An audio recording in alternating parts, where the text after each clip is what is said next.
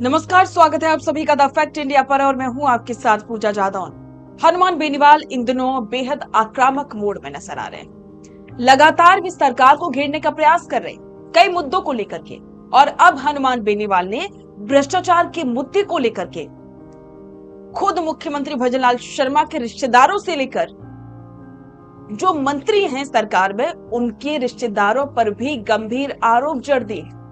तो चलिए आपको बताते हैं कि हनुमान बेनीवाल ने भ्रष्टाचार को लेकर के क्या क्या खुलासे किए। इनके सबसे जो करीबी मंत्री हैं सीएम के, जोगाराम पटेल, जिसे अपने ही बेटे को डबल एजी बना दिया। लूणी के अंदर जमीनों का भारी कारोबार, जमीनों पर कब्जे, ये काम जोगाराम जी कर रहे हैं। आप ये जो पूरा सिस्टम वेंटिलेटर पे गृह राज्य मंत्री के दामाद सीबीआई से भाग रहे हैं।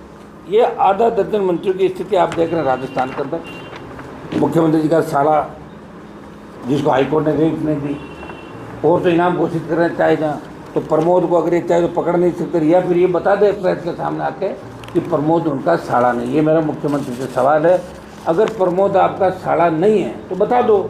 आप चोरी छुपे तो करो, प्रमोद से मेरा कोई रिश्ता नहीं, लेकिन पर्दे के पीछे प्रमोद से आपका पूरा परिवार मुलाकात करता है। तो इसको भी राजस्थान की जनता जानना चाहती। भजनलाल जी, लोगों को नैतिकता की नसीहत देने वाले आपके मदन राठौड़ जी पर्दे के पहले कैमरे के सामने रिश्वत लेते हुए। राजस्थान में बीज निगम घोटाले को लेकर अभी सियासी पारा थमा नहीं था कि आरएलपी सुप्रीमो हनुमान बेनीवाल ने आरोपों की एक नई फहरिस्त खोल दी।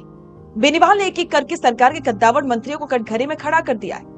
बेनीवाल ने संसदीय कार्य मंत्री जोगाराम पटेल पर परिवारवाद और गंभीर आरोप लगाते हुए कहा है कि जोगाराम पटेल ने अपने बेटे को डबल एजी यानी कि अतिरिक्त महाधिवक्ता बना दिया और लूनी में भारी संख्या में जमीनों पर कब्जे किए जा रहे। आरोपों की झड़ी यही नहीं रुकी।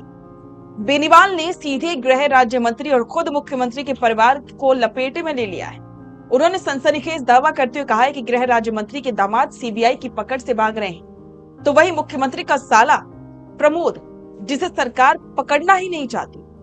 सांसद बेनीवाल ने मुख्यमंत्री भजनलाल शर्मा को चुनौती देते हुए कहा कि अगर सरकार वास्तव में पारदर्शिता की बात करती है तो जलदाय मंत्री कन्हैयालाल चौधरी, डिप्टी सीएम प्रेमचंद बैरवा, ऊर्जा मंत्री हीरालाल नागर और राज्य मंत्री के बिश्नोई के कामकाज की भी उच्च स्तरीय और निष्पक्ष जांच करवाई जानी चाहिए। भजनलाल सरकार को घेरने के साथ ही बेनीवाल ने पूर्ववर्ती कांग्रेस सरकार के उस जख्म को भी हरा कर दिया जिसने राजस्थान की राजनीति को बदल दिया था। साल 2020 के चर्चित मानेसर घटनाक्रम को याद करते हुए बेनीवाल ने आरोप लगाया कि पूर्व मुख्यमंत्री अशोक गहलोत ने अपनी कुर्सी बचाने के लिए विधायकों की खरीद फरोख्त और राजनीतिक जोड़ तोड़ के तमाम अनैतिक हथकंडे अपनाए थे। उन्होंने दावा किया कि संकट में आरएलपी के 3 विधायक मजबूती से एनडीए के साथ खड़े रहे। राजनीतिक बयानबाजी के बीच हनुमान बेनीवाल ने युवाओं और छात्रों के हित में एक बड़ा और संवेदनशील फैसला भी लिया। आगामी 21 जून को भरतपुर में होने वाली आरएलपी की महारैली को फिलहाल स्थगित कर दिया गया है और रैली टालने की वजह बताते हुए बेनीवाल ने कहा कि उसी दौरान नीट की परीक्षा होनी है। ऐसे में परीक्षार्थियों और उनके माता पिता को रास्ते में जाम या किसी असुविधा का सामना न करना पड़े, इसलिए पार्टी ने यह फैसला लिया है। हालांकि उन्होंने साफ किया कि जल्द ही नई तारीख का ऐलान करके आरएलपी किसानों और युवाओं के मुद्दों पर भरतपुर में पूरी ताकत से हुंकार भरेगी। तो हनुमान बेनीवाल ने अपना स्टैंड बिल्कुल साफ कर दिया है कि अब बेनीवाल रुकने वाले नहीं। वे लगातार सरकार के खिलाफ बयानबाजी करते रहेंगे और जो मुद्दे हैं उन पर बिल्कुल अड़ग रहेंगे। तो अब देखना होगा कि बेनीवाल ने जो खुलासे किए हैं, जो आरोप लगाए हैं भ्रष्टाचार को लेकर के, उसको लेकर अब सरकार का स्टैंड क्या होता है। इस पर आपके विचार कमेंट बॉक्स में साझा करें और बने रहें द फैक्ट इंडिया के साथ। रुकिए और जरा ध्यान से सुनिए। क्या आप हमारी इन खबरों से अपने व्यापार को भी बढ़ाना चाहते हैं?